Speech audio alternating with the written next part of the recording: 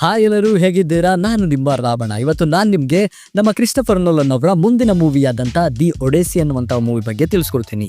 So ಬನ್ನಿ, ಯಾವುದೇ ಸಮಯ ವ್ಯರ್ಥ ಮಾಡದ ಹಾಗೆ ದಿ ಒಡೆಸಿ ಅನ್ನುವಂಥ ಮೂವಿ ಕಡೆ ಹೋಗೋಣ. ನಿಮಗೆ ಗೊತ್ತಾ, ಈ ಒಡೆಸಿ ಅನ್ನುವಂಥ ಮೂವಿಯನ್ನು ದ ಹೋಮರ್ ಅವರು ಬರೆದಿದ್ದಂಥ ಒಡೆಸಿ ಅನ್ನುವಂತಹ ಮಹಾಕಾವ್ಯದಿಂದ ಆರಿಸ್ಕೊಂಡಿದ್ದಾರೆ. ಇದೊಂದು ಮೈಥಾಲಜಿಕಲ್ ಮೂವಿ ಆಗಿರೋದ್ರಿಂದ ನಮ್ಮ ಕ್ರಿಸ್ಟೋಫರ್ ನೋಲನ್ ಅವರು ಈ ಮೂವಿಯನ್ನು ಎಂಟೈರ್ ಮೂವಿಯನ್ನು ಐಮ್ಯಾಕ್ಸ್ ಕ್ಯಾಮ್ರಾದಲ್ಲೇ ಶೂಟ್ ಮಾಡಿದ್ದಾರೆ. ಸೊ ಇವತ್ತು ನಾನು ಈ ವಿಡಿಯೋದಲ್ಲಿ ನಿಮಗೆ ಆ ಒಡೆಸಿ ಅನ್ನುವಂತಹ ಮಹಾಕಾವ್ಯದ ಸನ್ನಿವೇಶಗಳನ್ನು ಮತ್ತು ಆ ಸಿನಿಮಾದಲ್ಲಿ ನಾವು ನೋಡುವಂಥ ಘಟನೆಗಳನ್ನು ಒಂದು ಕಥಾರೂಪವಾಗಿ ನಿಮಗೆ ತಿಳಿಸ್ಕೊಡ್ತೀನಿ. ಸೊ ಬನ್ನಿ, ಯಾವುದೇ ಸಮಯ ವ್ಯರ್ಥ ಮಾಡದ ಹಾಗೆ ದಿ ಒಡೆಸಿ ಅನ್ನುವಂಥ ಮಹಾಕಾವ್ಯದ ಒಳಗಡೆ ನಾವು ಹೋಗೋಣ. ನಮಗೆಲ್ಲ ಗೊತ್ತೇ ಇದೆ, ನಮ್ಮ ಪೌರಾಣಿಕ ಮಹಾಕಾವ್ಯಗಳಾದಂತಹ ರಾಮಾಯಣವನ್ನು ನಮ್ಮ ವಾಲ್ಮೀಕಿಯವರು ರಚನೆ ಮಾಡಿದ್ದಾರೆ. ಅದೇ ರೀತಿ ಮಹಾಭಾರತವನ್ನು ವೇದವ್ಯಾಸರು ರಚನೆ ಮಾಡಿದ್ದಾರೆ. ಅದೇ ರೀತಿ ಗ್ರೀಕರಲ್ಲೂ ಕೂಡ ಒಂದು ಮೈಥಾಲಜಿ ಆದಂತಹ ಮಹಾಕಾವ್ಯ ಇದೆ. ಅದನ್ನ ಗ್ರೀಕ್ ಮೈಥಾಲಜಿ ಅಂತ ಕೂಡ ಕರೀತಾರೆ. ಆ ಮೈಥಾಲಜಿಯ ಒಂದು ಭಾಗ ದಿ ಒಡೆಸಿ. ಆ ಒಡೆಸಿಯ ಸಂಪೂರ್ಣ ಕಥೆಯನ್ನ ನಾವೀಗ ತಿಳ್ಕೊಂತ ಹೋಗೋಣ. ಮೊದಲನೇದಾಗಿ ಈ ಕತೆ ಶುರುವಾಗುವಂಥದ್ದು ಒಂದು ಮಹಾಯುದ್ಧದ ನಂತರ. ಆ ಮಹಾಯುದ್ಧವನ್ನ ಟ್ರೋಜನ್ ಯುದ್ಧ ಅಂತ ಕೂಡ ಕರೀತಾರೆ. ಈ ಯುದ್ಧ ಯಾಕಪ್ಪ ಶುರುವಾಯಿತು ಅಂತ ಅಂದ್ರೆ, ಹೀಗೆ ಒಂದಿನ ದೇವತೆಗಳ ಮದುವೆ ನಡೀತಾ ಇರುತ್ತೆ. ಆ ಮದುವೆಯಲ್ಲಿ ಅಥೇನಾ ಅನ್ನುವಂತಹ ಒಬ್ಳು ದೇವತೆ ಒಂದು ಚಿನ್ನದ ಸೇಬನ್ನ ಆ ಸಭಾಂಗಣದಲ್ಲಿ ಬಿಸಾಡ್ತಾಳೆ. ಆ ಸಭಾಂಗಣದಲ್ಲಿ ಆ ಚಿನ್ನದ ಸೇಬನ್ನ ಯಾರು ಪಡ್ಕೋತಾರೋ, ಯಾರಿಗದೆ ದಕ್ಕುತ್ತೋ ಅವರು ಅತ್ಯಂತ ಸುಂದರಿಯಾಗುವಂತಹ ಒಂದು ವರ ಅದರಲ್ಲಿರುತ್ತೆ. ಅದಕ್ಕೆ ಆ ಥರ ಒಂದು ಶಾಪನ ಕೊಟ್ಟಿರ್ತಾನೆ ಆ ಸೇಬ್ಗೆ. ಅದಕ್ಕೋಸ್ಕರ ಆ ಸೇಬನ್ನ ಹೇಗಾದ್ರೂ ಮಾಡಿ ಪಡ್ಕೊಬೇಕು ಅಂತ 3 ದೇವತೆಗಳು ಜಗಳಾಡೋದಕ್ಕೆ ಶುರು ಮಾಡ್ತಾರೆ. ಅವ್ರು ಯಾರ್ಯಾರು ಅಂತ ಅಂದರೆ ಹೆರಾ, ಅಥೀನಾ ಮತ್ತು ಎಟಿಡಿಸ್. ಈ ಜಗಳನ ನೋಡ್ಕೊಂಡಿದ್ದಂಥ ನಮ್ಮ ಜಿಯೂಸು ಕೂಡ ಇದನ್ನು ತಲೆ ಕೆಡಿಸ್ಕೊಳ್ಳೋದಿಲ್ಲ. ಜಿಯೂಸ್ ನಮ್ಮ ಗ್ರೀಕ್ ಮೈಥಾಲಜಿಯಲ್ಲಿ ದ ಗಾಡ್ ಆಫ್ ಗಾಡ್ಸ್ ಅಂತ ತಿಳ್ಕೊಳ್ಳಿ. ಅವನು ಅಷ್ಟು ಉತ್ತುಂಗ ಸ್ಥಾನದಲ್ಲಿರುವಂಥ ಒಬ್ಬ ದೇವರು. ಜಿಯೂಸ್ನ ಎಲ್ಲರೂ ಗೌರವಿಸ್ತಾರೆ. ಆದರೆ ಅಂತ ಜಿಯೂಸು ಕೂಡ ಆ 3 ಹೆಣ್ಮಕ್ಳ ಜಗಳದಲ್ಲಿ ಬರೋದಿಕ್ಕೆ ಇಷ್ಟಪಡೋದಿಲ್ಲ. ಆಗ ಜಿಯೂಸ್ ಏನು ಮಾಡ್ತಾನೆ ಅಂತ ಅಂದರೆ, ಆ ಆಯ್ಕೆಯನ್ನು ಯಾರಿಗೆ ಲಭಿಸಬೇಕು ಅನ್ನುವಂಥ ಆ ನಿರ್ಧಾರವನ್ನು ಒಬ್ಬ ರಾಜಕುಮಾರನಿಗೆ ಕೊಡ್ತಾನೆ, ಅಂದರೆ ಮನುಷ್ಯರಿಗೆ ಕೊಡ್ತಾನೆ. ಆ ಮನುಷ್ಯ ರಾಜಕುಮಾರ ಯಾರು ಅಂತ ಅಂದರೆ ಟ್ರಾಯ್ನ ರಾಜಕುಮಾರನಾದಂತಹ ಪ್ಯಾರಿಸ್ ಆ ತೀರ್ಪನ್ನ ಕೊಡ್ತಾನೆ. ಏನಂದರೆ ಆ 3 ಹಣ್ಣನ್ನು ಯಾರು ತಗೋಬೇಕು ಅನ್ನೋದನ್ನ ಪ್ಯಾರಿಸ್ ಹೇಳ್ತಾನೆ. ಆ ಪ್ಯಾರಿಸ್ ಯಾರಿಗೆ ಹೇಳ್ತಾನೋ ಅವ್ರಿಗೆ ಆ ಹಣ್ಣು ಲಭಿಸುತ್ತೆ. ಆಗ ಈ 3 ದೇವತೆಗಳಿರ್ತಾರಲ್ಲ, ಅವರೆಲ್ಲರೂ ಅವನಿಗೆ ಮನವೊಲಿಸೋದಕ್ಕೆ ಸ್ಟಾರ್ಟ್ ಮಾಡ್ತಾರೆ. ಮೊದಲು ಹೆರಾ ಹೇಳ್ತಾಳೆ, ನಾನು ನಿನಗೆ ಅಧಿಕಾರ ಮತ್ತು ನಿನಗೆ ಎಷ್ಟು ಬೇಕೋ ಅಷ್ಟು ಸಾಮ್ರಾಜ್ಯವನ್ನು ಕೊಡ್ತೀನಿ, ಆ ಹಣ್ಣನ್ನು ನನಗೆ ಕೊಡು ಅಂತ ಕೇಳ್ತಾಳೆ. ಆಗ ಅಥೀನಾ, ನಿನಗೆ ಬೇಕಾದಷ್ಟು ಜ್ಞಾನ ಮತ್ತು ನೀನು ಬಯಸಿದ ಹಾಗೆ ಯುದ್ಧದಲ್ಲಿ ಜಯವನ್ನು ನಾನು ನಿನಗೆ ತಂದು ಕೊಡ್ತೀನಿ ಅಂತ ಅಥೀನಾ ಕೂಡ ಆತನ ಹತ್ರ ಬೇಡ್ಕೋತಾಳೆ. ಅದಾದಮೇಲೆ ಎಟಿಡಿಸ್ ಪ್ಯಾರಿಸ್ಗೆ ಜಗತ್ತಿನ ಅತ್ಯಂತ ಸುಂದರಿಯಾದಂಥ ಯುವತಿಯ ಪ್ರೀತಿ ಸಿಗುತ್ತೆ ಅಂತ ಹೇಳ್ತಾನೆ. ಅದಕ್ಕೆ ಮನಸೋತಂಥ ಪ್ಯಾರಿಸ್ ಕೂಡ ಅದನ್ನು ಆಯ್ಕೆ ಮಾಡಿಕೊಂಡು ಆಟಿಡಿಸ್ಗೆ ಆ ಹಣ್ಣನ್ನು ತಿನ್ನೋದಕ್ಕೆ ಬಿಟ್ಬಿಡ್ತಾನೆ. ಅವಳು ಕೊಟ್ಟಂಥ ಮಾತಿನಂತೆ ಆಟಿಡಿಸ್ ಪ್ಯಾರಿಸ್ಗೆ ಸ್ಪಾರ್ಟನ್ ದೇಶದ ಹೆಲೆನ್ ಅನ್ನುವಂತಹ ಒಬ್ಬಳು ಯುವರಾಣಿಯನ್ನು ಮದುವೆ ಆಗುವಂತ ಹೇಳ್ತಾಳೆ. ಆದರೆ ಸ್ಪಾರ್ಟನ್ ದೇಶದ ಆ ಹೆಲೆನ್ಗೆ, ಅತ್ಯಂತ ಸುಂದರಿಯಾದಂಥ ಹೆಲೆನ್ಗೆ ಆಲ್ರೆಡಿ ಸ್ಪಾರ್ಟಾ ದೇಶದ ರಾಜನಿಂದ ಮದುವೆ ಆಗಿರುತ್ತೆ. ಆದರೆ ಪ್ಯಾರಿಸ್ ಆಕೆಯನ್ನು ಅಲ್ಲಿಂದ ಬಲವಂತವಾಗಿ ಎಳ್ಕೊಂಬರ್ತಾನೆ. ಅದು ಸ್ಪಾರ್ಟನ್ ಮತ್ತು ಟ್ರಾಯ್ಗಳ ನಡುವೆ ಜಗಳ ಉಂಟಾಗುತ್ತೆ. ಆದರೆ ಇದೆಲ್ಲದಕ್ಕಿಂತ ಮೊದಲು ಸ್ಪಾರ್ಟನ್ ದೇಶದ ಮಹಾರಾಣಿಯಾದಂಥ ಹೆಲೆನಾ ಇದ್ದಲ್ಲ, ಆಕೆಯ ಸೌಂದರ್ಯಕ್ಕೆ ಮತ್ತು ಆಕೆಯ ಗುಣಗಳಿಗೆ ಆಕೆಯನ್ನು ನಾವು ರಕ್ಷಣೆ ಮಾಡ್ತೀವಿ ಅಂತ ಹೇಳಿ ಎಲ್ಲ ಸಾಮ್ರಾಜ್ಯದ ಸಾಮ್ರಾಟರು ಕೂಡ ಪ್ರತಿಜ್ಞೆ ಮಾಡಿರ್ತಾರೆ. ಈ ಪ್ರತಿಜ್ಞೆಯನ್ನು ನಮ್ಮ ಒಡಿಸಿಯಸ್ಸೇ ಮಾಡಿಸಿರ್ತಾನೆ. ಅದರಿಂದ ಒಡಿಸಿಯಸ್ ಈಗ ಆ ಟ್ರಾಯ್ ರಾಜನ ವಿರುದ್ಧ ನಿಲ್ಲಬೇಕಾದಂಥ ಕಾರ್ಯ ಬರುತ್ತೆ. ಸೊ ಆಗ ಎಲ್ಲ ರಾಜ್ಯದ ರಾಜರೆಲ್ಲರೂ ಸೇರಿ ಒಂದು ಯುದ್ಧವನ್ನು ಆರಂಭಿಸ್ತಾರೆ. ಆದರೆ ಈ ಯುದ್ಧ ನಮ್ಮ ಒಡಿಸಿಯಸ್ಗೂ ಕೂಡ ಇಷ್ಟ ಇರೋದಿಲ್ಲ, ಯಾಕಂದರೆ ಯುದ್ಧಗಳನ್ನು ಆತ ನೋಡಿದ್ದಾನೆ. ಅದರಿಂದ ಆಗುವಂಥ ಪರಿಣಾಮ ಅವನಿಗೆ ಗೊತ್ತಿದೆ. ಆದರೂ ಪ್ರತಿಜ್ಞೆ ಮಾಡಿದ್ದಂಥ ಒಂದೇ ಒಂದು ಉದ್ದೇಶಕ್ಕೋಸ್ಕರ ಒಡಿಸಿಯಸ್ ಆ ಯುದ್ಧವನ್ನು ಪ್ರಾರಂಭಿಸ್ತಾನೆ. ಈ ಯುದ್ಧ ಸುಮಾರು 10 ವರ್ಷಗಳ ಕಾಲ ನಡೆಯುತ್ತೆ. ಒಡಿಸಿಯಸ್ ಏನೋ ಅತ್ಯಂತ ಬಲಶಾಲಿಯಾದಂಥ ವ್ಯಕ್ತಿ ಏನಲ್ಲ, ಆದರೆ ಆತನ ಯುಕ್ತಿ, ಆತನ ಬುದ್ಧಿ ಈ ಯುದ್ಧವನ್ನು 10 ವರ್ಷಗಳ ಆದಮೇಲೆ ಗೆಲ್ಲಿಸುತ್ತೆ. ಇದೆಲ್ಲ ಆದಮೇಲೆ ನಮ್ಮ ಒಡಿಸಿಯಸ್ ಮನೆಗೆ ಹೋಗೋದಕ್ಕೆ ಮುಂದಾಗ್ತಾನೆ. ಈ ಯುದ್ಧವನ್ನು ಟ್ರೋಜನ್ ವಾರ್ ಅಂತ ಕೂಡ ಕರೀತಾರೆ. ಈ ಟ್ರೋಜನ್ ಯುದ್ಧವನ್ನು 10 ವರ್ಷಗಳ ಕಾಲ ನಡೆಸಿ ಅದನ್ನು ಮುಗಿಸಿ ನಮ್ಮ ಒಡಿಸಿಯಸ್ ಈಗ ಆತನ ಮನೆಗೆ ತೆರಳುತ್ತಾ ಇದ್ದಾನೆ ಅವನ ಸೈನಿಕರ ಜೊತೆ.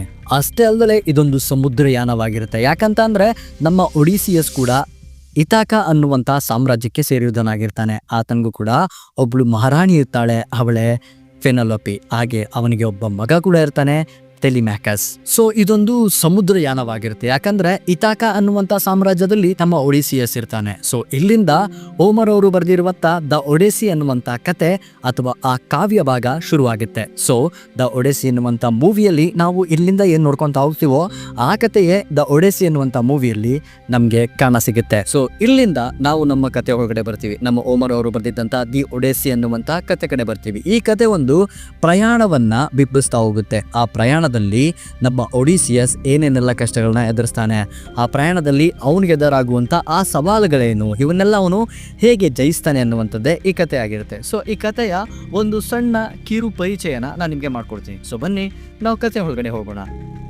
ಈ ಟ್ರೋಜನ್ ಯುದ್ಧ ಮುಗ್ದಾದ್ಮೇಲೆ ನಮ್ಮ ಒಡಿಸಿಯಸ್ ಈಗ ಮನೆಗೆ ಹೋಗ್ತಾ ಇದ್ದಾನೆ, ಅದು ಕೂಡ ಸಮುದ್ರಯಾನದಲ್ಲಿ ಅವನ ಸೈನಿಕರ ಜೊತೆ. ಸೊ ಈ ಪ್ರಯಾಣವನ್ನ ಅನೇಕ ದೇವಾನುದೇವತೆಗಳು ನೋಡ್ತಾ ಇದ್ದಾರೆ. ಅದರಲ್ಲಿ ಮೊದಲೇ ನಮ್ಮ ಒಡಿಸಿಯಸ್ನ ಜ್ಞಾನ ಮತ್ತೆ ಸಾಮರ್ಥ್ಯವನ್ನ ನೋಡಿದ್ದಂತಹ ಜ್ಞಾನ ದೇವತೆಯಾದಂತಹ ಅತೀನಾ ಆ ಪ್ರಯಾಣದಲ್ಲಿ ನಮ್ಮ ಒಡಿಸಿಯಸ್ಗೆ ಸಹಾಯ ಮಾಡೋದಿಕ್ಕೆ ಮುಂದಾಗ್ತಾಳೆ. ಆದರೆ ಸಮುದ್ರ ದೇವರಾಜನಾದಂತಹ ಪೊಸೈಡನ್ ನಮ್ಮ ಒಡಿಸಿಯಸ್ಗೆ ಶತ್ರು ಆಗ್ತಾನೆ. ಸೊ ಹೀಗೆ ಅವರು ಅವರ ಪ್ರಯಾಣವನ್ನ ಶುರು ಮಾಡ್ತಾರೆ. ಅವರ ಪ್ರಯಾಣದ ಆರಂಭದಲ್ಲೇ ನಮ್ಮ ಒಡಿಸಿಯಸ್ನ ಸೈನಿಕರು ಸೈಕೋನ್ಸ್ ಎನ್ನುವಂತಹ ಒಂದು ಜನಾಂಗದ ದ್ವೀಪವನ್ನ ತಲುಪ್ತಾರೆ. ಅಷ್ಟೇ ಅಲ್ಲದೆ ಆ ಜನಾಂಗದ ಜನರನ್ನು ಕೂಡ ಒಡಿಸಿಯಸ್ನ ಸೈನಿಕರು ಸಾಯಿಸೋದಕ್ಕೆ ಶುರು ಮಾಡ್ತಾರೆ. ಆಗ ಒಡಿಸಿಯಸ್ ನಾವಿಲ್ಲಿ ಹೆಚ್ಚಿನ ಕಾಲ ಇರೋದಕ್ಕಾಗಲ್ಲ, ನಾವಿಲ್ಲಿಂದ ಹೋಗ್ಬೇಡ ಅಂತ ಹೇಳಿದ್ರು ಕೂಡ ಅವನ ಸೈನಿಕರು ಅವನ ಮಾತನ್ನ ಕೇಳದಲೆ ಅಲ್ಲಿರೋರ ವಿರುದ್ಧ ಯುದ್ಧಕ್ಕೆ ನಿಂತ್ಕೋತಾರೆ. ಆಗ ಆ ಸೈಕಾನ್ಸ್ನ ಸೈನಿಕರು ಕೂಡ, ಆ ಸೈಕಾನ್ಸ್ನ ಜನಾಂಗದವರು ಕೂಡ ನಮ್ಮ ಒಡಿಸಿಯಸ್ನ ಎಷ್ಟೋ ಸೈನಿಕರನ್ನ ಕೊಂದಾಗ್ತಾರೆ. ಇದಾದ್ಮೇಲೆ ಅವರ ಪ್ರಯಾಣವನ್ನ ಮುಂದುವರಿಸ್ತಾರೆ. ಆ ಪ್ರಯಾಣದಲ್ಲಿ ಅವರಿಗೆ ಲೋಟಸ್ ಈಟರ್ಸ್ ಎನ್ನುವಂತಹ ಜನರ ದ್ವೀಪ ಸಿಗುತ್ತೆ. ಆ ದ್ವೀಪದ ತುಂಬೆಲ್ಲ ಬರೀ ಕಮಲದ ಹೂಗಳೇ ತುಂಬಿಕೊಂಡಿರ್ತವೆ. ಅದರಲ್ಲೂ ಅವು ಮಾಯಾ ಕಮಲ ಹೂಗಳು. ಅವನ್ನ ಯಾರು ತಿಂತಾರೋ ಅವರ ಎಲ್ಲಾ ನೆನಪುಗಳನ್ನ ಅವರು ಮರಿತಾರೆ. ಅಷ್ಟೇ ಅಲ್ದಲೆ ಆ ಕಮಲದ ಹೂ ಅದನ್ನ ನೋಡಿದ ಕೂಡಲೇ ತಿನ್ಬೇಕು ಅನ್ನುವಂತ ಆಸೆಯನ್ನ ಕೂಡ ಹುಟ್ಟಿಸುತ್ತೆ. ಅದರಂತೆ ಒಡಿಸಿಯಸ್ ನ ಕೆಲವು ಸೈನಿಕರು ಕೂಡ ಅದನ್ನ ತಿನ್ನೋದಿಕ್ಕೆ ಪ್ರಯತ್ನ ಪಟ್ಟಾಗ ಒಡಿಸಿಯಸ್ ಅವರನ್ನ ತಡೆದು ತಮ್ಮ ಪ್ರಯಾಣವನ್ನ ಮುಂದುವರಿಸ್ತಾರೆ.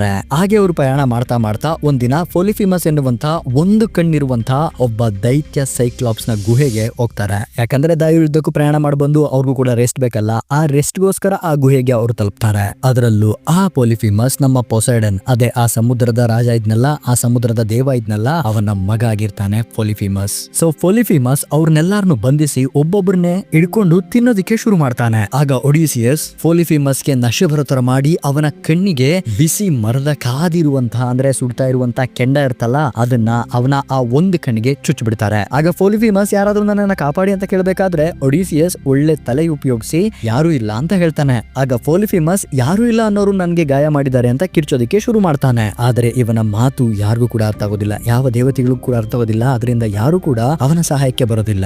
ಆಗ ನಮ್ಮ ಒಡಿಸಿಯಸ್ ಮತ್ತೆ ಅವನ ಸೈನಿಕರು ಅಲ್ಲೇ ಇದ್ದಂತ ಕುರಿಗಳ ಕೆಳಗಡೆಯಿಂದ ನುಸುಳುಕೊಂಡು ಅಲ್ಲಿಂದ ಹೇಗಾದ್ರೂ ಮಾಡಿ ತಪ್ಪಿಸ್ಕೊಂಡು ಹೋಗ್ಬೇಕು ಅಂತ ಪ್ರಯತ್ನ ಪಡ್ತಾ ಇರ್ತಾರೆ.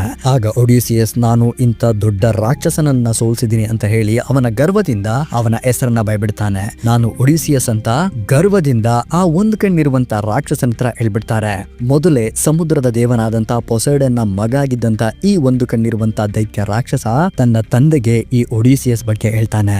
ಆಗ ಪೊಸೈಡನ್ ಅವರಿಗೆ ಎಷ್ಟು ಕಷ್ಟಗಳನ್ನ ಕೊಡ್ತಾನೆ ಅಂತ ಅಂದ್ರೆ ಅವರ ಪ್ರಯಾಣವನ್ನ ನರಕದ ಹಾಗೆ ಮಾಡ್ಬಿಡ್ತಾನೆ. ಹೀಗೆ ಅವರ ಪ್ರಯಾಣದಲ್ಲಿ ಕೆಲವು ಸಲ ಜೋರಾಗಿ ಗಾಳಿ ಬೀಸ್ತಾ ಹೋಗುತ್ತೆ. ಆ ಗಾಳಿ ಯಾವ ರೀತಿ ಆಗುತ್ತೆ ಅಂತ ಅಂದ್ರೆ ಚಂಡಮಾರುತದಾಗಿ ಬೀಸ್ತಾ ಹೋಗುತ್ತೆ. ಆಗ ದೇವರಾದಂತಹ ಅಥವಾ ಈ ಗಾಳಿಯ ದೇವರಾದಂತಹ ಏಯೋಲಸ್ ಆ ರಭಸವಾಗಿ ಬರುವಂತಹ ಗಾಳಿ ಹಾಗೆ ವಿಷ ತುಂಬಿರುವಂತಹ ಕೆಲವು ಗಾಳಿಗಳನ್ನೆಲ್ಲ ಒಂದು ಬಲೂನ್ ರೀತಿ ಕಟ್ತಾನೆ. ಅವನ್ನೆಲ್ಲ ಒಂದು ಏರ್ ಬ್ಯಾಗ್ಸ್ ತರ ಮಾಡಿ ನಮ್ಮ ಒಡಿಸಿಯಸ್ ಮತ್ತೆ ಅವರ ಸೈನಿಕರಿಗೆ ಕೊಡ್ತಾರೆ. ಅವರು ಆದಷ್ಟು ಬೇಗ ಈ ಸಮುದ್ರ ಯಾನವನ್ನ ಮುಗಿಸ್ಲಿ ಅಂತ. ಆದ್ರೆ ಒಡಿಸಿಯಸ್ ನ ಸೈನಿಕರು ಆ ಗಾಳಿ ಚೀಲಗಳಲ್ಲಿ ಏನೋ ಚಿನ್ನ ಬಂಗಾರ ವಜ್ರಗಳಿದಾವೆ ಅಂತ ತಿಳ್ಕೊಂಡು ಅದನ್ನ ಓಪನ್ ಮಾಡ್ಬಿಡ್ತಾರೆ, ಅದನ್ನ ಅರ್ಥ ಹಾಕ್ಬಿಡ್ತಾರೆ. ಆಗ ಅದರಲ್ಲಿದ್ದಂತ ಆ ಗಾಳಿ, ಆ ವಿಷಪೂರಿತವಾದಂತ ಗಾಳಿ ಎಲ್ಲಾ ಕಡೆ ಪಸರಿಸಿ ಅವರ ಹಡಗನ್ನ ಸಮುದ್ರದ ದೂರಕ್ಕೆ ತೆಳ್ಬಿಡುತ್ತೆ. ಆದ್ರೆ ಏಲಸ್ ಮತ್ತೊಮ್ಮೆ ನಮ್ಮ ಒಡಿಸಿಯಸ್ಗೆ ಸಹಾಯ ಮಾಡೋದಕ್ಕೆ ನಿರಾಕರಿಸ್ತಾನೆ. ಸರಿನಪ್ಪ ಆಯ್ತು ಅನ್ಕೊಂಡು ಒಡಿಸಿಯಸ್ ಕೂಡ ಅವನ ಅವನ ಪ್ರಯಾಣವನ್ನ ಮುಂದುವರಿಸ್ತಾನೆ. ಆಗ ಅವರ ಆ ಪ್ರಯಾಣದಲ್ಲಿ ಲೆಸ್ಟಿಗೋನಿಯನ್ಸ್ ಅನ್ನುವಂತಹ ಒಬ್ಬ ಮನುಷ್ಯರನ್ನ ತಿನ್ನುವಂತಹ ಒಬ್ಬ ದೈತ್ಯ ರಾಕ್ಷಸ ಅವ್ರಿಗೆ ಎದುರಾಗ್ತಾರೆ. ಒಡಿಸಿಯಸ್ ನ ಅಡಗುಗಳನ್ನೆಲ್ಲ ಪೀಸ್ ಮಾಡಿ ಅವರ ಸೈನಿಕರನ್ನ ಕೂಡ ತಿನ್ನೋದಿಕ್ಕೆ ಮುಂದಾಗ್ತಾನೆ ಆ ಲೆಸ್ಟಿಗೋನಿಯನ್ಸ್. ಆಗ ಒಡಿಸಿಯಸ್ ಅವನಿಂದ ಏನಾದ್ರೂ ಮಾಡಿ ತಪ್ಪಿಸ್ಕೋಬೇಕು ಅಂತ ಹೇಳಿ ಅವನ ಹತ್ರ ಇದ್ದಂತಹ ಒಂದು ಹಡಗನ್ನ ಎತ್ತಾಕೊಂಡು ಅವನ ಕೆಲವು ಸೈನಿಕರನ್ನ ಕರ್ಕೊಂಡು ಅಲ್ಲಿಂದ ಹೇಗೋ ಮಾಡಿ ಅವನು ಎಸ್ಕೇಪ್ ಆಗ್ಬಿಡ್ತಾನೆ. ಸೊ ಹಾಗೇನೆ ಅವನ ಆ ಪ್ರಯಾಣವನ್ನ, ಆ ಸಮುದ್ರಯಾನದ ಪ್ರಯಾಣವನ್ನ ಅವ್ರು ನಡೆಸ್ಕೊಂತಾ ಹೋಗ್ತಾ ಇರ್ತಾರೆ. ಆಗ ಅವ್ರಿಗೊಂದು ದ್ವೀಪ ಸಿಗುತ್ತೆ, ಅಂದ್ರೆ ಒಂದು ಐಲ್ಯಾಂಡ್ ಸಿಗುತ್ತೆ. ಆ ಐಲ್ಯಾಂಡ್ ಅಲ್ಲಿ ಸಿರ್ಸಿ ಅನ್ನುವಂತಹ ಒಬ್ಳು ಫಿಚ್ ಇರ್ತಾಳೆ, ಒಬ್ಳು ಮಾಟಗಾತಿ ಇರ್ತಾಳೆ ಅಥವಾ ಒಬ್ಳು ಜಾದಗಾರ್ತಿ ಇರ್ತಾಳೆ. ಅವಳು ಅವನ ಎಲ್ಲಾ ಸೈನಿಕರು ಇರ್ತಾರಲ್ಲ, ಅವ್ನು ನಮ್ಮ ಒಡಿಸಿಯಸ್ ಜೊತೆ ಬಂದಿರ್ತಾನಲ್ಲ, ಆ ಎಲ್ಲಾ ಸೈನಿಕರನ್ನೆಲ್ಲ ಹಂದಿಯಾಗಿ ಕನ್ವರ್ಟ್ ಮಾಡ್ಬಿಡ್ತಾಳೆ. ಅವಳ ಮಾಯ ಮಂತ್ರ ಶಕ್ತಿಯಿಂದ ಹಂದಿಯಾಗಿ ಕನ್ವರ್ಟ್ ಮಾಡ್ಬಿಡ್ತಾನೆ. ಅದನ್ನೆಲ್ಲ ಗಮನಿಸಿದಂತ ಒಡಿಸಿಯಸ್ ಒಬ್ಬ ದೇವರನ್ನ ಮೊರೆ ಹೋಗ್ತಾನೆ. ಆ ದೇವರು ಅರ್ಮಿನ್ಸ್ ಅಂತ. ಆ ಅರ್ಮಿನ್ಸ್ ಒಡಿಸಿಯಸ್ಗೆ ಸಹಾಯ ಮಾಡಿ ಅವಳ ಮಾಯೆಯನ್ನ ತಡೆ ಹಿಡಿಯೋದಿಕ್ಕೆ ಶಕ್ತಿ ಕೊಡ್ತಾನೆ. ಆಗ ಆ ಸೈನಿಕರನ್ನೆಲ್ಲರನ್ನು ಮತ್ತೆ ಮನುಷ್ಯರನ್ನಾಗಿ ಒಡಿಸಿಯಸ್ ಮಾಡ್ತಾನೆ. ಆಗ ಆ ಸೆರ್ಸಿ ಇದ್ಲಲ್ಲ, ಆ ಮಾಟಗಾತಿ ಒಡಿಸಿಯಸ್ನ ಈ ಕೆಲಸವನ್ನ ನೋಡಿ ಅವನಿಗೆ ಫ್ಲಾಟ್ ಆಗ್ಬಿಡ್ತಾಳೆ. ಆತನ್ನ ಪ್ರೀತಿಸೋದಿಕ್ಕೆ ಶುರು ಮಾಡ್ತಾಳೆ. ಒಡಿಸಿಯಸ್ ಕೂಡ ಅವಳ ಜೊತೆ ಅದೇ ಐಲ್ಯಾಂಡ್ ಅಲ್ಲಿ 1 ವರ್ಷ ಇರ್ತಾನೆ. ಆಗ ಒಡಿಸಿಯಸ್ನ ಸೈನಿಕರು, ಸ್ವಾಮಿ ಬುದ್ಧಿ ದೊಡ್ಡೋರೆ, ಹಣ ಬನ್ನಿ ಮನೆಗೆ ಹೋಗ್ಬೇಕು, ಸಾಕು 1 ವರ್ಷ ಆಯ್ತಲ್ವಾ, ಮನೆಗೆ ಹೋಗ್ಬೇಕು ಬನ್ನಿ ಅಂತ ಕರೀತಾರೆ. ಆಗ ಸರ್ಸಿ ಬಂದು, ನೋಡು ಡಾರ್ಲಿಂಗ್, ನೀನು ಮುಂದೆ ಏನು ಹೋಗ್ತೀಯೋ ಅದೆಲ್ಲ ಈ ಪೊಸೈಡನ್ನ ಶಾಪ ಆಗದೆ. ಸೊ ನೀನು ಹೋಗ್ಬೇಕಾಗಿರೋ ದಾರಿ ಯಾವ ಥರ ಇದೆ ಅಂದರೆ, ಮೊದಲು ನೀನು ಅಂಡರ್ ವರ್ಲ್ಡ್ಗೆ ಹೋಗ್ಬೇಕು. ಅಂಡರ್ ವರ್ಲ್ಡ್ ಅಂದರೆ ಮೃತರ ಲೋಕ, ಸತ್ತು ಬಿದ್ದಿರ್ತಾರಲ್ಲ ಅವರಿರುವಂಥ ಜಾಗ. ನೀನು ಅಲ್ಲಿಂದ ನಿನ್ನ ಪ್ರಯಾಣವನ್ನು ಮುಂದುವರಿಸು. ಅದರಲ್ಲಿ ಏನಾದರೂ ಗ್ಯಾಪ್ ಸಿಕ್ಕಿದ್ರೆ ಯಾವಾಗಾದರೂ ನನ್ನ ಕಡೆ ಬಂದೋಗು, ಮಿಸ್ ಯು ಬೇಬಿ ಬಾಯ್ ಅಂತ ಹೇಳಿ ಸೇರಿಸಿ ಅಲ್ಲಿಂದ ಕಳಿಸ್ತಾರೆ. ಇಲ್ಲಿ ಅಂಡರ್ ವರ್ಲ್ಡ್ಗೆ ಬಂದಂತ ನಮ್ಮ ಒಡಿಸಿಯಸ್ ಅವನ ಭವಿಷ್ಯವನ್ನ ತಿಳ್ಕೊತಾನೆ. ಅಲ್ಲಿ ಅವ್ರ ಮಮ್ಮಿ ಅವನಿಗೋಸ್ಕರ ಕಾಯ್ತಾ ಇದ್ದಾರೆ. ಅವನ ನೆನಪಲ್ಲೇ ಸೊರಗಿ ಸವಿತಾ ಇರುವಂತ ಅವ್ರ ಮಮ್ಮಿಯನ್ನ ನೋಡಿ ಅವನ ಗುಂಡಿಗೆಯನ್ನ ಇನ್ನು ಗಟ್ಟಿ ಮಾಡ್ಕೊಂಡು, ನಮ್ಮ ಮಮ್ಮಿ ನೋಡಕ್ ನಾನು ಹೋಗ್ಲೇಬೇಕು ಅಂತ ತಲೆ ಕೆಡಿಸ್ಕೊಂಡು ಅವನಿಗೆ ಇನ್ನೊಂದು ಸತ್ಯದ ಅರಿವಾಗ್ತದೆ. ಅದೇನು ಅಂತಂದ್ರೆ, ಇವರೆಲ್ಲರೂ ನೆಗೆದು ಬಿದ್ದೋತಾರೆ, ನಾನು ಒಬ್ಬನೇ ಮನೆ ತಲುಪಕ್ಕಾಗದು ಅನ್ನೋದು. ಅದನ್ನ ತಿಳ್ಕೊಂಡು ದುಃಖಿತಪ್ತನಾಗಿ ಒಡಿಸಿಯಸ್ ಅವನ ಪ್ರಯಾಣವನ್ನ ಮತ್ತೆ ಮುಂದುವರಿಸ್ತಾನೆ. ಹಾಗೆ ಮುಂದೆ ಹೋಗ್ತಾ ಹೋಗ್ತಾ ಹೋಗ್ತಾ ಆ ಸಮುದ್ರದಲ್ಲಿ ಯಾವುದೋ ಒಂದು ಇಂಪಾದ ಹಾಡು ಬರ್ತಾ ಇರ್ತದೆ. ಅದನ್ನ ಕೇಳಿಸ್ಕೊಂಡು ಆ ಹಾಡು ಬರ್ತಾ ಇರುವಂತ ಧ್ವನಿ ಕಡೆನೆ ಆ ಸೈನಿಕರು ಒಡಿಸಿಯಸ್ ಎಲ್ಲರೂ ಓದಿಕೆ ಶುರು ಮಾಡ್ಕೋತಾರೆ. ಹಾಗೆ ಹೋಗ್ತಾ ಹೋಗ್ತಾ ಹೋಗ್ತಾ ಅವರ ಅಲೆಗಳ ತರಂಗಗಳು ಕೂಡ ಜಾಸ್ತಿ ಆಗ್ತಾ ಹೋಗ್ತಾವೆ. ಅದನ್ನ ಅರ್ಥಕೊಂಡಂತ ಒಡಿಸಿಯಸ್ ನಾವೆಲ್ಲ ನೆಗೆದು ಬೀಳಕ್ ಹೋಗ್ತಾ ಇದೀವಿ ಅಂತ ತಿಳ್ಕೊಂಡು ಆ ಎಲ್ಲ ಸೈನಿಕರ ಕಿವಿಯನ್ನ ಮುಚ್ಚಿಸಿ ಅವನು ಕೂಡ ತನ್ನನ್ನು ತಾನು ಒಂದು ಕಂಬಕ್ಕೆ ಕಟ್ಕೊಂಡು ಸುಮ್ಮನಾಗ್ಬಿಡ್ತಾನೆ. ಆಗ ಎಲ್ಲರಿಗೂ ಅರಿವಾಗುತ್ತೆ, ನಾವು ನೆಗೆದು ಬೀಳೋಕ್ಕೋಸ್ಕರನೇ ಈ ಹಾಡಿಂದೆ ಹೋಗ್ತಾ ಇದೀವಿ ಅಂತ. ಆಗ ಅವನ ಎದುರುಗಡೆ ಸ್ಕಿಲ್ಲಾ ಮತ್ತೆ ಕ್ಯಾರಿಬ್ಡಿಸ್ ಅನ್ನುವಂತಹ 2 ಆಯ್ಕೆಗಳು ಅವನ ಮುಂದೆ ಎದುರಾಗ್ತವೆ. ಅದಕ್ಕೆ ಒಡಿಸಿಯಸ್ ಸ್ಕಿಲ್ಲವನ್ನ ಆಯ್ಕೆ ಮಾಡ್ಕೋತಾನೆ. ಅವಾಗ್ಲೂ ಕೂಡ ಕೆಲವರು ಸೈನಿಕರು ಸತ್ತೋಗ್ತಾರೆ. ಅಣ್ಣ ಹತ್ಕೊಂಡು ಅವನ ಪ್ರಯಾಣವನ್ನ ಮುಂದುವರಿಸ್ತಾನೆ. ಅದಾದ್ಮೇಲೆ ಹೆಲಿಯೋಸ್ ಎನ್ನುವಂತಹ ಸೂರ್ಯ ದೇವರ ದ್ವೀಪಕ್ಕೆ ಸೈನಿಕರನ್ನ ಕರೆದುಕೊಂಡು ಹೋಗ್ತಾನೆ ನಮ್ಮ ಒಡಿಸಿಯಸ್. ಅಲ್ಲಿರುವಂತಹ ಹಸುಗಳನ್ನ ಯಾವುದೇ ಕಾರಣಕ್ಕೂ ಮುಟ್ಟಬೇಡಿ ಅಂತ ಹೇಳ್ತಾನೆ. ಆದ್ರೆ ಸೈನಿಕರೆಲ್ಲರೂ ಕೂಡ ಹಸುವಿಂದ ಬಳಲ್ತಾ ಇರ್ತಾರೆ. ಇವನ್ ಬೇರೆ ಅದನ್ನ ಮುಟ್ಬೇಡ ಇದನ್ನ ಮುಟ್ಬೇಡ ಅಂತಾನೆ ಇಲ್ಲಿ ಹೊಟ್ಟೆ ಮೆಟ್ಟನ್ ಬಡಿತದೆ, ನಾವೇನ್ ಮಾಡೋಣ ಅಂತ ಹೇಳಿ ಅಗದು ಬಿಡ್ತಾರೆ ಹಸುನ. ಆಗ ತಗೋ ಅಲ್ಲೆಲ್ಲ ಪ್ರಳಯ ಭೂಕಂಪ ಆಗೋದಕ್ಕೆ ಶುರುವಾಗುತ್ತೆ. ಜ್ಯೂಸ್ ತನ್ನ ಥಂಡರ್ ಗಾಳಿ ಎಲ್ಲಾನು ಸೇರಿ ಅವ್ರ ಮೇಲೆ ಆಕ್ರಮಣ ಮಾಡ್ತಾನೆ. ಅಲ್ಲಿದ್ದಂತ ಎಲ್ಲ ಸೈನಿಕರು ನೆಗೆದಿದ್ದಾರೆ. ಒಡಿಸಿಯಸ್ ಮಾತ್ರ ಬದುಕ್ತಾನೆ. ಇದಾದ್ಮೇಲೆ ಅವನೊಂದು ದ್ವೀಪಕ್ಕೆ ತಲುಪ್ತಾನೆ. ಅಲ್ಲಿ ಒಬ್ಳು ಅಪ್ಸರೆ ಇರ್ತಾಳೆ. ಅವಳ ಹೆಸರು ಕಲಿಪ್ಸೋ. ಒಬ್ನೇ ಇಲ್ಲಿ ಒಡಿಸಿಯಸ್ ಬಿಟ್ರೆ ಬೇರೆ ಯಾರು ಇಲ್ಲ. ಅವಳು ಒಡಿಸಿಯಸ್ನ ನೋಡಿ, ಮರಿ ಚಿನ್ನ ಕಂದ ಪುಟ್ರಾಜು ಕೇಳಿದೆ, ನಾನು ನಿನಗೆ ಅಮರತ್ವವನ್ನು ಕೊಡ್ತೀನಿ, ನೀನು ಸಾಯದೇ ಇಲ್ಲ, ನನ್ನ ಜೊತೆ ಇಲ್ಲೇ ಇದ್ಬಿಡು, ನನ್ನ ಮಾತು ಕೇಳು ಅಂತ ಹೇಳಬೇಕಾದ್ರೆ ಒಡಿಸಿಯಸ್, ಇಲ್ಲ ಕಣಕ್ಕ, ನನ್ನ ಮನೆಗೆ ಹೋಗ್ಬೇಕು, ನನ್ನ ಮಕ್ಕಳು ನೋಡಬೇಕು, ನಮ್ಮ ಅವ್ವನ್ನ ನೋಡಬೇಕು, ನನ್ನನ್ನು ಕಳಿಸ್ಬಿಡಕೋ ಅಂತ ಹೇಳ್ತಾನೆ. ಅವಾಗ ಕಲಿಪ್ಸೋ, ಲೇ ನನ್ನನ್ನು ನೋಡು, ನನ್ನ ಜೊತೆ ಇರು, ಈ ಐಲ್ಯಾಂಡಲ್ಲೇ ಇಬ್ಬರು ಇದ್ಬಿಡೋಣ, ನೀನು ಸಾಯದೇ ಇಲ್ಲ, ನನ್ನ ಮಾತು ಕೇಳು ಅಂತ ಅಕ್ಕ ಎಷ್ಟೇ ಕನ್ವಿನ್ಸ್ ಮಾಡಿದ್ರು ಒಡಿಸಿಯಸ್ ನನ್ನ ಮನೆಗೆ ಹೋಗ್ಬೇಕು ಅಂತ ಅಂದಾಗ ಕಲಿಪ್ಸೋ ಅವನನ್ನ 7 ವರ್ಷಗಳ ಕಾಲ ಬಂಧಿಸಿಡ್ತಾಳೆ. ಡೈಲಿ ಬರೋದು, ಸಸ್ಯ ನೋಡು ಯೋಚನೆ ಮಾಡು, ಬರೀ ನೋಡು ಯೋಚನೆ ಮಾಡು, ಕಂದ ನೋಡು ಯೋಚನೆ ಮಾಡು, ಇದೇ ರೀತಿ ದಿನ ಆ 7 ವರ್ಷಗಳ ಕಾಲ ಕಲಿಪ್ಸೋ ಅವನಿಗೆ ಹೇಳ್ತಾ ಇರ್ತಾಳೆ. ಆದರೆ ಒಡಿಸಿಯಸ್ ಇಲ್ಲಿ ಮನಸೋಲೋದಿಲ್ಲ. ಅವನ ಮನಸ್ಸು ಫೆನೆಲೋಪಿಗೋಸ್ಕರ ಕಾಯ್ತಾ ಇದೆ. ಸೊ ಈ ಪರಿಶುದ್ಧವಾದಂತಹ ಪ್ರೀತಿಯನ್ನ ನೋಡಿ ಕಲಿಪ್ಸೋ 7 ವರ್ಷ ಆದ್ಮೇಲೆ ಆತನ್ನ ಬಿಟ್ಟು ಕಳಿಸ್ತಾಳೆ. ಸೊ ಆಗ ನಮ್ಮ ಒಡಿಸಿಯಸ್ಗೆ ಪಿಯಾಕಿನ್ಸ್ ಅನ್ನುವಂತಹ ಜನರು ಸಿಗ್ತಾರೆ. ಅವ್ರ ಹತ್ರ ಅವನ ಎಲ್ಲಾ ಕಥೆಯನ್ನ ಹೇಳ್ಕೊಂಡು ಅವ್ರ ಹತ್ರ ಅವನ ಮನೆಗೆ ಹೋಗೋದಿಕ್ಕೆ ಬೇಡ್ಕೊತಾನೆ. ಆಗ ಅವರು ಕೂಡ ಅವನ ಎಲ್ಲಾ ಕಥೆಯನ್ನ ಕೇಳಿ ಅವನನ್ನ ಗೌರವದಿಂದ ಅವರ ಮನೆಗೆ ಕರ್ಕೊಂಡೋಗಿ ಬಿಡ್ತಾರೆ. ಒಡಿಸಿಯಸ್ ಇಲ್ಲದ ಕಾರಣ ಅವರ ರಾಜ್ಯವನ್ನ ಬೇರೆಯವರು ಆಕ್ರಮಣ ಮಾಡ್ಕೊಂಡಿರ್ತಾರೆ. ಒಡಿಸಿಯಸ್ ಹೋಗಿ ಅವ್ರನ್ನೆಲ್ಲ ಸೋಲಿಸಿ ಅವನ ರಾಜ್ಯವನ್ನ ಅವನು ಮತ್ತೆ ವಾಪಸ್ ಪಡ್ಕೊಂಡು ಅವನ ರಾಜ್ಯದಲ್ಲಿ ಮತ್ತೆ ಶಾಂತಿಯನ್ನ ಸ್ಥಾಪನೆ ಮಾಡ್ತಾನೆ. ಇದಾಗಿತ್ತು ಹೋಮರ್ ಅವರು ಬರೆದಿದ್ದಂತ ದಿ ಒಡೆಸ್ಸಿ ಅನ್ನುವಂತಹ ಕಾವ್ಯದ ಕಿರುಪರಿಚಯ, ಒಂದು ಸಣ್ಣ ಸ್ಟೋರಿ ಅಷ್ಟೇ. ಇದನ್ನ ನಮ್ಮ ಕ್ರಿಸ್ಟೋಫರ್ ನೋಲನ್ ಅವರು ಯಾವ ರೀತಿ ನೋಡ್ತಾರೆ, ಇದನ್ನ ಎಷ್ಟು ಡೀಟೇಲಿಂಗ್ ಆಗಿ ತೋರಿಸ್ತಾರೆ ಅನ್ನೋದನ್ನ ನಾವು ಸಿನಿಮಾದಲ್ಲೇ ನೋಡಿ ತಿಳ್ಕೊಬೇಕು. ಅಥವಾ ನಮ್ಮ ಕ್ರಿಸ್ಟೋಫರ್ ನೋಲನ್ ಅವರು ಈ ಕಥೆಯಲ್ಲಿ ಏನಾದರೂ ಸ್ವಲ್ಪ ಚೇಂಜಸ್ ಮಾಡ್ತಾರಾ? ಯಾಕಂತಂದ್ರೆ ಈ ಕಥೆಯನ್ನ ಕೂಡ ನಾನು ನಿಮ್ಗೆ ಒಂದು ಲೈನ್ ಆಗಿ ಹೇಳ್ಕೊಂಡು ಹೋಗಿದ್ದೀನಿ. ಆದರೆ ಈ ಕತೆ ಆ ಕಾವ್ಯ ಭಾಗದಲ್ಲೂ ಕೂಡ ಕೆಲವು ಪಾಸ್ಟ್, ಪ್ರೆಸೆಂಟ್ ಮತ್ತೆ ಕೆಲವು ಟೈಮ್ಲೈನ್ಗಳ ಮೂಲಕ ಆಟ ಆಡ್ಕೊಳ್ತಾ ಹೋಗುತ್ತೆ. ಕೆಲವು ಸಲ ಕನ್ಫ್ಯೂಷನ್ ಆಗ್ಬಿಡುತ್ತೆ ಆ ಕಥೆಯಲ್ಲಿ ಇವರು ಎಲ್ಲಿದ್ದಾರೆ, ಏನ್ ಮಾಡ್ತಾ ಇದ್ದಾರೆ, ಈ ಘಟನೆಗಳೆಲ್ಲ ಯಾಕೆ ನಡೀತಾ ಇದ್ದಾವೆ ಅಂತ. ಅದರಿಂದನೇ ನಮ್ಮ ಕ್ರಿಸ್ಟೋಫರ್ ನೋಲನ್ ಅವರು ಇಂಥ ಒಂದು ಕಥೆಯನ್ನ ಚೂಸ್ ಮಾಡ್ಕೊಂಡಿದ್ದಾರೆ ಅಂತ ನನಗೆ ಅನ್ನಿಸ್ತಾ ಇದೆ. ಅಷ್ಟೇ ಅಲ್ಲದೆ ಈ ಕಥೆಯಲ್ಲಿ ಒಂದು ಜರ್ನಿ ಇರೋದ್ರಿಂದ, ಒಂದು ಸಾಹಸಮಯವಾದಂಥ ವಿಷಯ ಇರೋದ್ರಿಂದ, ಒಂದು ಅಡ್ವೆಂಚರಸ್ ಗಾಥೆ ಇರೋದ್ರಿಂದ ನಮ್ಮ ಕ್ರಿಸ್ಟೋಫರ್ ನೋಲನ್ ಅವರು ಮೊದಲ ಬಾರಿಗೆ ಇಂಥ ಮೈಥಾಲಜಿಕಲ್ ಸ್ಟೋರಿಯನ್ನ ಆಯ್ಕೆ ಮಾಡ್ಕೊಂಡಿದ್ದಾರೆ ಅನ್ನೋದು ನನ್ನ ಅಭಿಪ್ರಾಯ. ಅಷ್ಟೇ ಅಲ್ಲದೆ ಈ ಸಿನಿಮಾ ಸುಮಾರು 2100 ಕೋಟಿಗಳ ಬಜೆಟ್ನೊಂದಿಗೆ ತಯಾರಾಗ್ತಾ ಇದೆ. ಪರ್ಸ್ನಲ್ ಆಗಿ ನಾನು ಯಾಕೆ ಈ ಮೂವಿಗೆ ಇಷ್ಟೊಂದು ಎಕ್ಸೈಟ್ಮೆಂಟ್ ಆಗಿದ್ದೀನಿ, ಯಾಕೆ ಇಷ್ಟೊಂದು ಇನ್ಫಾರ್ಮೇಷನ್ಗಳನ್ನ, ಆ ಕಥೆಗಳನ್ನೆಲ್ಲ ನಾನು ನಿಮ್ಗೆ ಹೇಳ್ತಾ ಇದ್ದೀನಿ ಅಂತ ಅಂದರೆ, ಕ್ರಿಸ್ಟೋಫರ್ ನೋಲನ್ ಅವರ ಆ ಕ್ರಿಯೇಟಿವಿಟಿ ಮೈಂಡ್ ಇದೆಯಲ್ಲ ಅದಕ್ಕೋಸ್ಕರ. ನಾವು ನೋಡಿದ್ದೀವಿ ಇಂಟರ್ಸ್ಟೆಲ್ಲರಲ್ಲಿ ಅವರು ಒಂದು ಅನದರ್ ಡೈಮೆನ್ಷನ್, ಇದೊಂದು ನಮಗೆ ಲೈಕ್ ನಾನು ನಿಮ್ಗೆ ಇನ್ನೂ ಈಸಿಯಾಗಿ ಅರ್ಥ ಮಾಡಿಸ್ಬೇಕು ಅಂತಂದರೆ ಮಿರರ್ ಡೈಮೆನ್ಷನ್, ಆ ಥರ ಒಂದು ಹೊಸ ಕಾನ್ಸೆಪ್ಟನ್ನು ಕ್ರಿಸ್ಟೋಫರ್ ನೋಲನ್ ಅವರೇ ನಮಗೆ ತೋರಿಸಿದ್ರು. ಅದ್ರ ಜೊತೆ ಮಿಲ್ಕಿ ವೇ, ಗ್ಯಾಲಕ್ಸಿಗಳು ಅವೆಲ್ಲ ಯಾವ ಥರ ಇರ್ತವೆ ಅಂತ ಕಲ್ಪನೆಗೂ ನಮಗೆ ಸಿಗದೇ ಇದ್ದಾಗ ಕ್ರಿಸ್ಟೋಫರ್ ನೋಲನ್ ಅವರು ಅದನ್ನು ನನಗೆ ತೋರಿಸಿದ್ರು. ಸೊ ಒಂದು ಮೈಥಾಲಜಿಕಲ್ ಮೂವಿಯನ್ನು, ಒಂದು ಪೌರಾಣಿಕವಾದಂಥ ಮೂವಿಯನ್ನು ಅವರು ಯಾವ ರೀತಿ ತೋರಿಸ್ತಾರೆ, ಅದರಲ್ಲೂ ಕೂಡ ಜಾಸ್ತಿ VFXನ ಯೂಸ್ ಮಾಡಿಲ್ವಂತೆ, CGI ಇಲ್ವಂತೆ. ಈ ಇಂಥ ದೊಡ್ಡ ದೊಡ್ಡ ಅರಮನೆಗಳು, ಆ ರಾಕ್ಷಸರು, ಅವನ್ನೆಲ್ಲ ಇವರು ನಮಗೆ ಯಾವ ರೀತಿ ತೋರಿಸ್ತಾರೆ. ಅದರಲ್ಲೂ ಕೂಡ ಎಂಟೈರ್ ಮೂವಿ IMAX ಸ್ಕ್ರೀನಿಂಗಲ್ಲಿ ಶೂಟ್ ಆಗಿದೆ ಅಂತಂದರೆ that resolution, that quality, that cinematography, that screening will gives you the proper cinema experience. ಅದಕ್ಕೋಸ್ಕರ ಕ್ರಿಸ್ಟೋಫರ್ ನೋಲನ್ ಅವರ ಈ ಒಂದು ದ ಒಡೆಸ್ಸಿ ಮೂವಿಗೋಸ್ಕರ ನಾನು ತುಂಬ ಎಕ್ಸೈಟ್ಮೆಂಟ್ ಆಗಿದ್ದೀನಿ.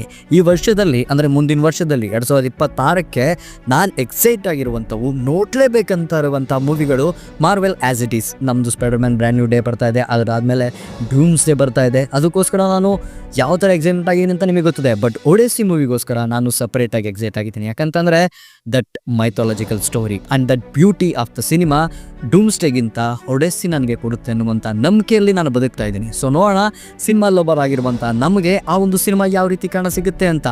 ಏನು ಈ ಸಿನಿಮಾದಲ್ಲಿ ಯಾರ್ಯಾರೆಲ್ಲ ಆ್ಯಕ್ಟ್ ಮಾಡ್ತಾ ಇದ್ದಾರೆ, ಈ ಸಿನಿಮಾದ ಕ್ಯಾಸ್ಟಿಂಗ್ ಬಗ್ಗೆ ಮಾತಾಡೋದಾದರೆ ಮೊದಲನೇದಾಗಿ ಒಡಿಸಿಯಸ್ ಆಗಿ ಮ್ಯಾಟ್ ಡೇಮನ್ ಅವರು ಈ ಮೂವಿಯಲ್ಲಿ ನಮಗೆ ಕಾಣ ಸಿಗ್ತಾ ಇದ್ದಾರೆ. ಅವರ ಮಗನಾದಂತಹ ಅಂದರೆ ಒಡಿಸಿಯಸ್ನ ಮಗನಾದಂಥ ಟೆಲಿಮ್ಯಾಕಸ್ ಅನ್ನ ಟಾಮ್ ಹಾಲೆಂಡ್ ಅವರು ಪ್ಲೇ ಮಾಡ್ತಾ ಇದ್ದಾರೆ. ಒಡಿಸಿಯಸ್ನ ಹೆಂಡತಿಯಾದಂಥ ಫೆನೋಲೋಪಿಯನ್ನ ಆ್ಯನಿ ಆಥ್ವೆ ಅವರು ಪ್ಲೇ ಮಾಡ್ತಾ ಇದ್ರೆ, ಆಂಟಿನಸ್ ಅನ್ನುವಂತಹ ಒಂದು ಕ್ಯಾರೆಕ್ಟರ್ನ ರಾಬರ್ಟ್ ಪೆಟಿಸನ್ ಅವರು ಪ್ಲೇ ಮಾಡ್ತಾ ಇದ್ದಾರೆ. ಜೆಂಡೆಯ ಅಥೇನಾ ಕ್ಯಾರೆಕ್ಟರ್ನ ಪ್ಲೇ ಮಾಡ್ತಾ ಇದ್ರೆ, ಸರ್ಸಿ ಅನ್ನುವಂತಹ ಆ ಒಂದು ಮಾಯಾ ಜಾದುಗಾರ್ತಿ ಇದ್ಲಲ್ಲ ಆಕೆಯ ಕ್ಯಾರೆಕ್ಟರನ್ನ ಚಾರ್ಲ್ಸ್ ಥೆರಾನ್ ಅವರು ಪ್ಲೇ ಮಾಡ್ತಾ ಇದ್ದಾರೆ. ಇವಿಷ್ಟು ಕನ್ಫರ್ಮ್ ಆಗಿರುವಂಥ ಮೇನ್ ಕ್ಯಾಸ್ಟಿಂಗ್. ಸಿನಿಮಾ ಜುಲೈ 17, 2026 ಅಂದರೆ ಮುಂದಿನ ವರ್ಷ 17 ಜುಲೈಗೆ ನಮಗೆ ಕಾಣ ಸಿಗುತ್ತೆ. ಸೊ ಇದಾಗಿತ್ತು ನಮ್ಮ ಕ್ರಿಸ್ಟೋಫರ್ ನೋಲನ್ ಅವರ ದಿ ಒಡೆಸ್ಸಿ ಮೂವಿ ಮೇಲೆ ನಮಗಿರುವಂಥ ಕೆಲವು ಕುತೂಹಲಕಾರಿ ವಿಷಯಗಳು ಮತ್ತು ಆ ಸಿನಿಮಾದ ಕಥೆ. ಸೊ ಈ ಸಿನಿಮಾದ ಬಗ್ಗೆ ನಿಮ್ಮ ಅಭಿಪ್ರಾಯಗಳೇನು, ಈ ಸಿನಿಮಾನ ನನ್ನಷ್ಟೇ ನೋಡೋದಕ್ಕೆ ನೀವು ಎಕ್ಸೈಟ್ಮೆಂಟ್ ಆಗಿದ್ದೀರಾ ಅನ್ನೋದನ್ನು ತಿಳಿಸಿ ಅಂತ ಹೇಳ್ತಾ ಸಿಗೋಣ ಮುಂದಿನ ವಿಡಿಯೋದಲ್ಲಿ. ಅಲ್ಲಿವರೆಗೂ stay tune with Ravan creator. Take care, bye.